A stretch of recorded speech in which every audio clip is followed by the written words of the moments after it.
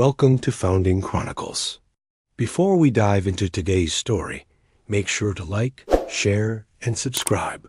And don't forget to hit the bell icon so you never miss our historical mysteries and fascinating tales from America's past. Now, let's explore one of the most chilling stories in modern American history. Velma Barfield, grandmother who murdered those who trusted her, 1984. Velma Barfield was, at first glance, the kind of grandmother any family would have been proud to know. She had the soft gray hair neatly pinned, the kind smile that seemed to radiate warmth, and the gentle, steady hands that could soothe a crying child or prepare a comforting meal. Born in 1932 in South Carolina, Velma's early life was marked by hardship, like so many in the rural South. Poverty shadowed her childhood, a constant companion that left its mark on her sense of security and trust in the world. She learned early on that survival often demanded compromise, and that life could be as cruel as it was unpredictable. By the time she reached adulthood, Velma had already seen her share of suffering, the loss of family members, the sting of rejection, and the subtle, pervasive humiliation of living on the margins of society. Her first marriage was unremarkable. In most ways, at least outwardly. She married a man who promised stability and companionship, and for a time, life seemed manageable. But domestic life, with its ordinary struggles and quiet disappointments, was a pressure cooker for a woman who felt the world had always been a threat. She carried a fragile sense of self-worth, and yet a desperate desire to be loved and respected. That tension, hidden beneath polite manners and home-cooked meals, was a seed that would later grow into something far darker. By the 1970s, Velma had remarried, moved, and settled into a quiet existence in North Carolina, working odd jobs and slowly building a life that appeared respectable. She became known in her neighborhood as a caring grandmother, a helpful neighbor, someone who could always be counted on to lend a hand. She attended church functions, baked pies for the local bake sales, and volunteered when asked. To outsiders, she seemed the embodiment of reliability and warmth, the kind of person whose presence reassured everyone around her. Yet, beneath that polished surface, there were patterns and tendencies no one could see. Velma had a growing fascination with death, control, and a subtle exercise of power over others. It started in small, almost imperceptible ways. She would comment on the fragility of life, show an unusual interest in poisons, and occasionally demonstrate impatience or cruelty that she would quickly mask with a smile. By 1980, Velma's life had taken a dramatic turn. Financial troubles, personal insecurities, and a gnawing desire for control intersected in ways that would transform her into someone terrifying.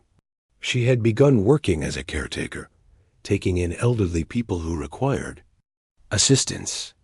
The elderly often trusted her implicitly, believing that her gentle demeanor and caring hands were genuine.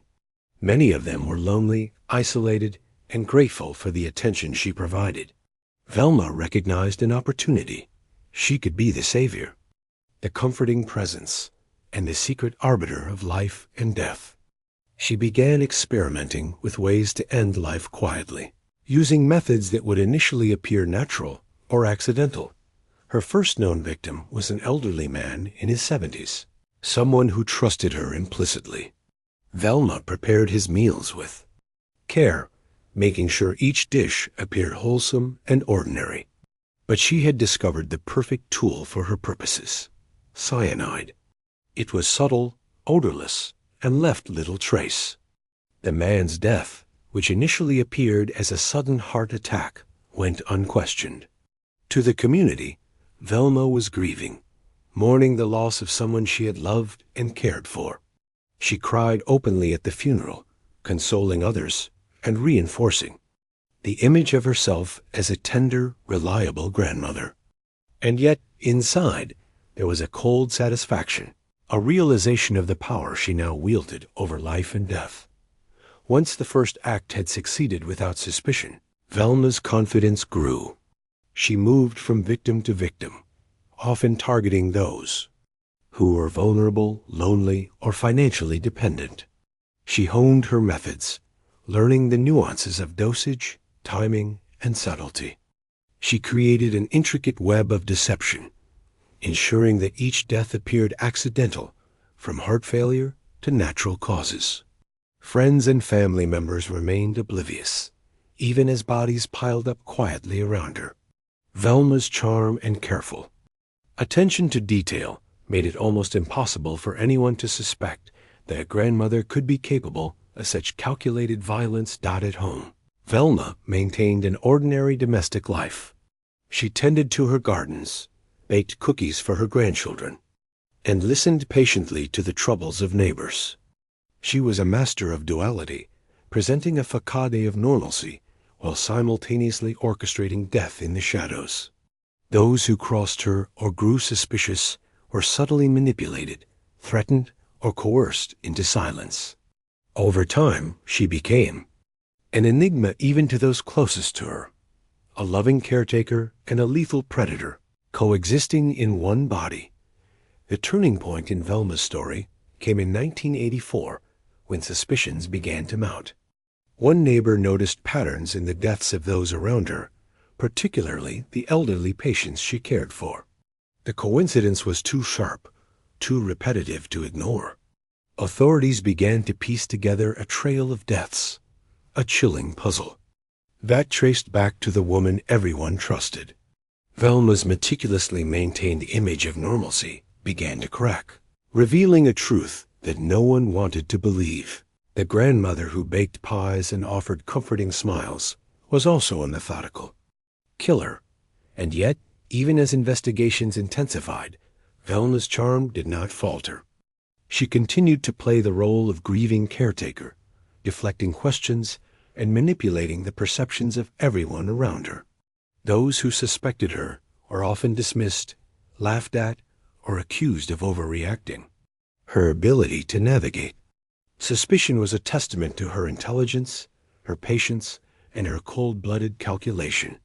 The contrast between the grandmotherly persona and the predator beneath it was stark, unsettling, and in some ways terrifyingly human. Velma Barfield's story is not just one of crime. It is a window into the complex intersections of vulnerability, manipulation, and trust. She preyed on those who believed in her, who loved her, and who relied upon her care. Her life forces us to confront uncomfortable truths about the human capacity for deception and about the fragility of trust. In the next part of her story, we will delve deeper into the specifics of her crimes, examining the methods she used, the victims she selected, and the psychological mechanics that allowed her to continue killing undetected for so long. The line between nurturing and destructive control in Velma's life was almost imperceptibly thin, and it is this delicate balance that allowed a grandmother to become one of America's most infamous serial killers. Velma Barfield's descent into darkness was not sudden, but a slow, chilling progression that intertwined with the ordinary rhythms of her life. By the early 1980s, she had established a careful pattern, one that allowed her to maintain the illusion of normalcy while secretly orchestrating the deaths of those in her care. Her victims were often elderly, isolated, and dependent, individuals who had entrusted their lives entirely to her hands.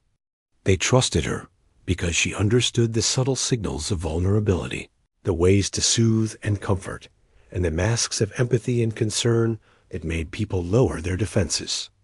Her methods were deceptively simple, yet horrifyingly effective. Velma favored poison substances that could be administered in food, medication, or drink, often leaving the victim with what appeared to be a natural, sudden death.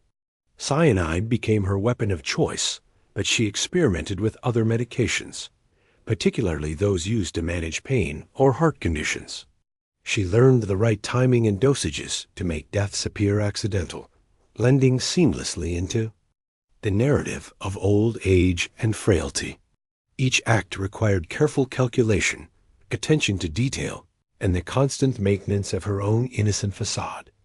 One of her earliest documented victims was a woman in her late 70s, an elderly neighbor who had no family and relied entirely on Velma for companionship and care. Velma would spend hours with her, chatting gently, cooking meals, and assisting with daily routines. She knew exactly when to act, slipping minute quantities of poison into the woman's tea or food. When the woman collapsed in her home one afternoon, the neighbors assumed it was a heart attack. Velma mourned openly, shedding tears and consoling the few who attended the wake. But behind her eyes was a cold calculation, a recognition that her control over life and death had grown, and that she could evade suspicion with meticulous care. As time passed, Velma's confidence escalated. She moved from one patient to another, each death reinforcing her sense of power and invincibility. She selected victims carefully, often those who were isolated or in need of care, but occasionally those with small inheritances or property that could be quietly claimed. The psychological mechanics of her actions were subtle. She convinced herself that she was providing mercy, that she was helping people escape suffering, even as she meticulously planned their demise. In her mind, the line between compassion and murder blurred, creating a rationalization that made her actions feel justified, even necessary. Neighbors and family continued to see only the grandmotherly side of Velma. She baked, cleaned, and offered advice and guidance. She smiled when children ran to her and attended church with apparent piety. But behind closed doors, the pattern of manipulation and murder continued. Velma maintained careful records in her mind, remembering which medications, meals, and timing would produce the desired effects. She was methodical, almost surgical in her planning. Each death was a calculated act of control, and each success reinforced her skill. Her victims became part of a grim ledger in her life, yet she remained outwardly charming and seemingly innocent. To friends, she was an unassuming caretaker, someone who provided comfort and assistance.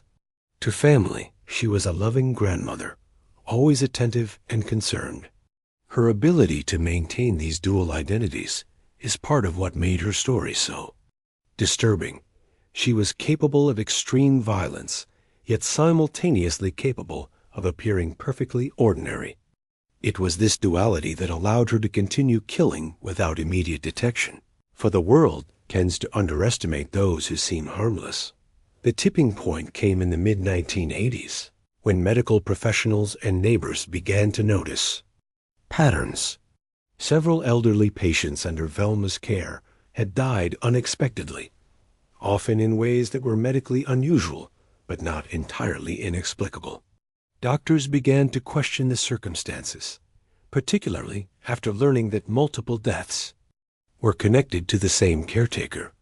Authorities started to observe Velma more closely, interviewing family members, neighbors, and anyone who had been under her supervision. Velma, with her practiced charm, responded with grief, shock, and apparent innocence. She cried at funerals, spoke softly of her sadness, and carefully deflected any suspicion. Yet beneath that mask, she was acutely aware of the scrutiny and already planning how to maintain her control. During this period, Velma's life also reflected the personal contradictions that made her so enigmatic.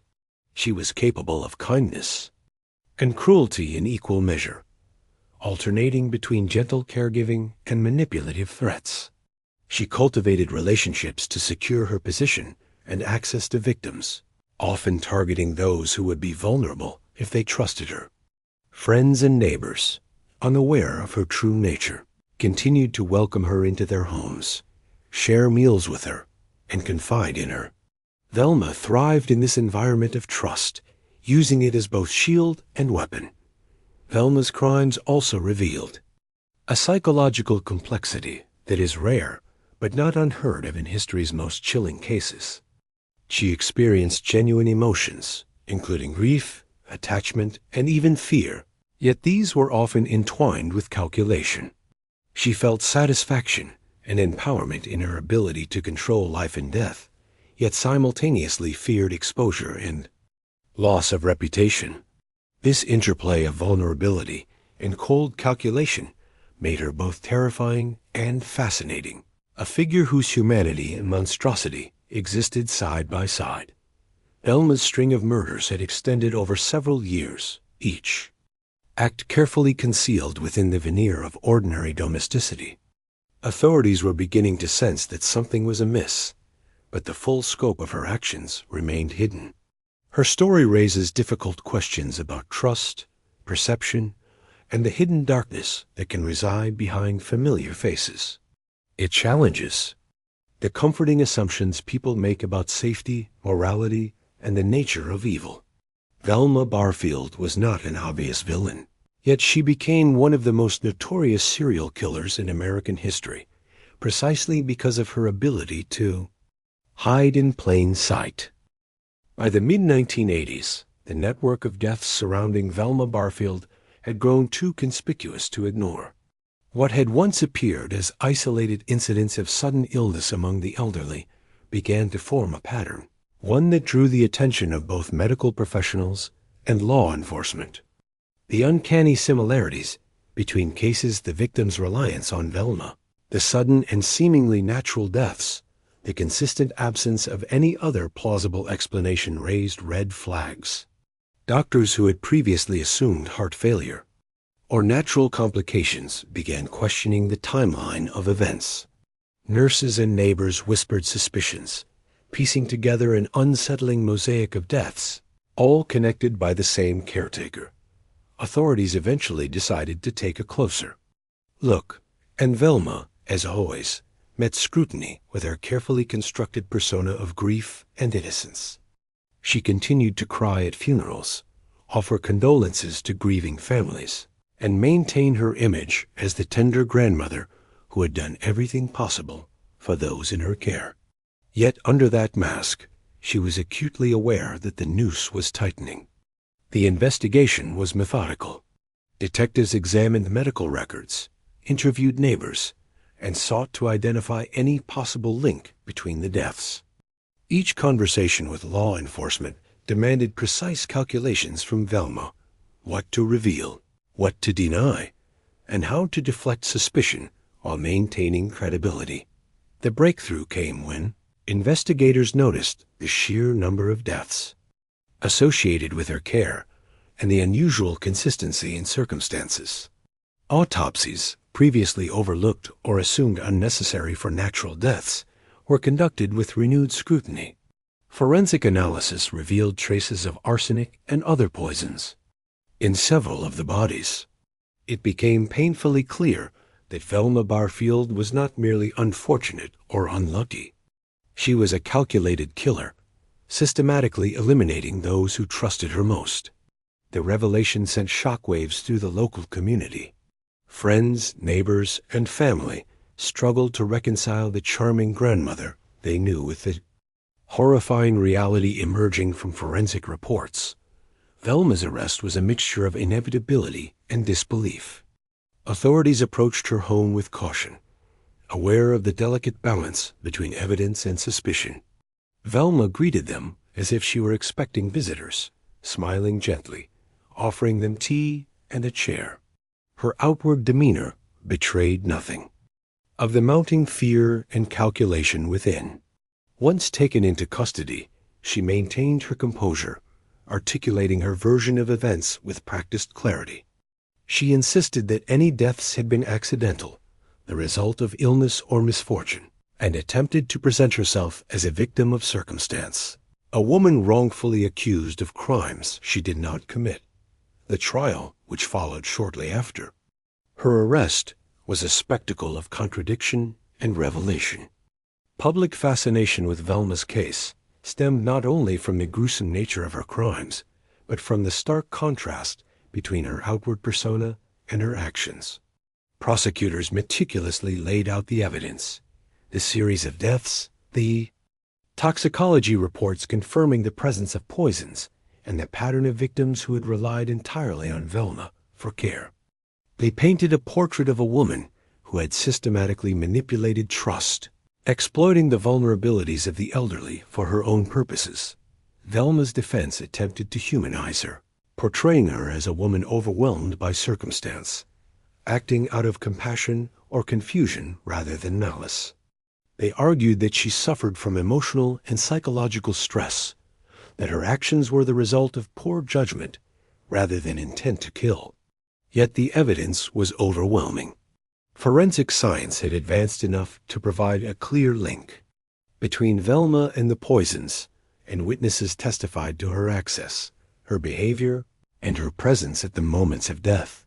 The juxtaposition of her tender grandmotherly image and the meticulous orchestration of murder captivated the courtroom. And the nation. As testimony unfolded, the public grappled with the unsettling reality of Velma's dual existence. To neighbors, she had been the epitome of kindness and reliability. To her victims, she had been both caretaker and predator. The chilling contradiction forced a reconsideration of assumptions about morality, trust, and appearances. Experts discussed the psychological dimensions of her actions, attempting to understand how a person could function so normally while committing repeated, calculated murders. Velma's demeanor during the trial added another layer of intrigue. Calm, articulate, and outwardly remorseful, yet carefully measured in her responses, as if performing a role she had perfected over years of deception. The courtroom also confronted the human consequences of her crimes. Families of the victims spoke, their grief unfiltered and raw, their trust shattered. Friends and neighbors expressed disbelief and horror, grappling with the betrayal of someone they had welcomed into their lives. These testimonies underscored the emotional devastation wrought by Velma Barfield. Not only the physical deaths, but the profound erosion of trust and security. Her crimes were not abstract. They were deeply personal, leaving scars on a community that had once embraced her. Ultimately, Velma Barfield was convicted of multiple counts of murder, her carefully constructed facade finally dismantled by evidence and testimony. The sentencing reflected the gravity of her actions and the breach of trust she had perpetrated. Yet even in the aftermath, her story resonated in ways that transcended the legal proceedings. It became a cautionary tale about appearances, about the dangerous intersections of trust and vulnerability, and about the capacity for darkness to exist behind seemingly ordinary faces. The legacy of Velma Barfield's crimes extended beyond the courtroom. Scholars, journalists, and criminologists examined her case, seeking to understand the psychological, social, and cultural factors that enabled her to act undetected for so long. Her story entered public consciousness not only as a historical record of murder, but as a haunting study of human behavior, morality, and the fragile nature of trust. Communities reflected on the responsibility of vigilance, the importance of questioning assumptions, and the necessity of awareness in caregiving and family dynamics. Velma Barfield's conviction marked the beginning of the final chapter in a story that had shocked and captivated the nation. Behind the cold facts of the courtroom, behind the media coverage and public outrage, lay a woman confronting the consequences of her actions, her carefully maintained facade now stripped away. Imprisonment brought Velma face to face with a reality she had long evaded. The small routines of her life, the meals, the chores, the comforting presence she had cultivated, replaced with the rigid structures and isolation of a prison cell. For a woman who had thrived on manipulation and control, this loss of autonomy was profound, forcing a reckoning with both her crimes and herself. Within the prison walls, Velma exhibited behaviors that were strikingly complex. She expressed remorse. At times, though it was often measured, calculated, and interwoven with reflections on the circumstances that had led her down a dark path. She spoke of loneliness, frustration, and the pressures of caregiving, attempting to explain the psychological forces that had guided her actions. Yet alongside these confessions existed an undeniable cold logic and awareness of the meticulous planning and careful execution that had defined her crimes. She was a study in contradiction, simultaneously repentant and analytical, emotional and detached, human and terrifying. Her case also sparked broader conversations about the nature of crime, trust, and vulnerability. Psychologists, criminologists, and journalists examined Velma Barfield's life in an attempt to understand how someone so ordinary in appearance could commit such extraordinary and horrifying acts. Some focused on her early life poverty, instability, and experiences of neglect as factors that may have shaped her sense of morality and control. Others examined the societal dynamics that allowed her to exploit the elderly, communities that valued politeness and trust, families who relied on caretakers without fully scrutinizing them, and the systemic gaps in monitoring the care of vulnerable individuals. Velma became, in many ways, a symbol of the darker potentials within caregiving roles, a warning of what can occur when trust is absolute and oversight is absent. Velma Barfield's imprisonment was marked by reflection and routine, yet it never erased the impact of her crimes. Families of her victims continued to grieve, the emotional wounds enduring long after legal closure. Neighbors and acquaintances wrestled with disbelief, trying to reconcile their memories of a smiling, helpful grandmother with the grim reality of a woman who had methodically ended lives for years. Media outlets recounted her story repeatedly, framing it as both a criminal case and a human drama. A woman who had betrayed the very people she claimed to love, whose ability to mask evil in ordinary behavior left a community shaken to its core. In her final years, Velma faced the ultimate consequence for her actions, the death penalty. She became one of the first women in the United States to be executed after the reinstatement of capital punishment in the 1970s. The announcement of her execution reignited public debate about morality, justice, and the complex interplay of gender and crime. Was Velma Barfield simply a product of her circumstances, a psychologically troubled woman who had committed horrific acts? Or was she, as the evidence and her calculated methods suggested, a fully aware and deliberate murderer who exploited trust for personal gain? These questions lingered in the minds of all who studied her case, shaping discussions about crime, punishment, and human nature in America. Velma's execution was carried out in North Carolina in 1984, a somber and highly publicized event that marked the end of her life, but not the story she left behind. Her death served as both a legal conclusion and a cultural moment, a reminder that appearances can deceive, that trust can be weaponized, and that even the most familiar faces may conceal darkness. For historians, criminologists, and the public alike, her life became a lens through which to examine questions of morality, psychology, and the fragility of human relationships. The legacy of Velma Barfield continues to resonate in American history.